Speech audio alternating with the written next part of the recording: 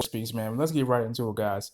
The Flash, Season 6, Episode 13, Grodd Friended Me. Now, as soon as it goes right off the hook, we see Barry just casually taking a stroll through Central City with a bouquet of roses presumably for his wife Iris. And all of a sudden, he gets an alert that Pied Piper, aka Hartley Rathaway, is trying to rob a bank. Now, Chester and Camila ask for his help, but Barry says, nah, I'll do this by myself. Now, mind you, Hartley's pissed off because of Team Flash and what they did during Crisis. Barry's pissed off because he doesn't remember that.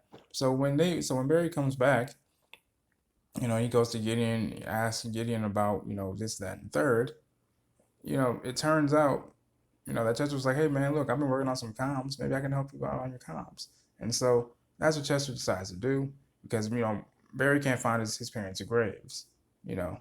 And so with Chester deciding to help out, what ends up happening is Chester's technology puts Barry in a coma pretty much. It knocks him, it makes him pass out, and then Barry realizes that, oh shit, I'm in Grodd's mind now. He's been in a mental coma in Argus for months now, and he's used his prison time, like many people, to reflect and atone for his crimes. But he can't get out because Barry tries to punch him out of the jail that he's in.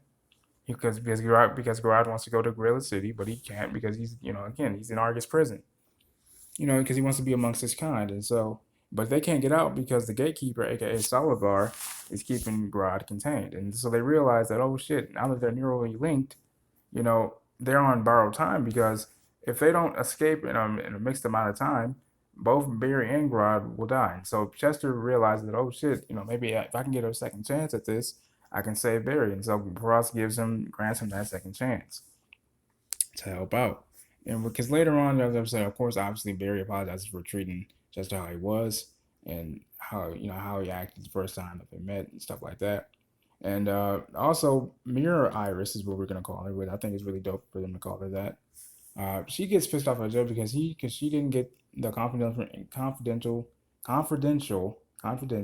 information about Black Hole and Carver, Jake Carver, I believe, from Joe. So when Joe tells her no, she gets pissed off, like I said, but she sneaks into his office and gets it anyway. But she has burns on her arm, and I've been wondering, like, wait, what the hell is these burns for? Turns out Eva tells her, look, because she's been trying to construct a device design where they can get out of the mirror portal, the mirror dimension. And so Eva, tells Iris, look, it doesn't work. Just to test Iris to see if she'll trust her.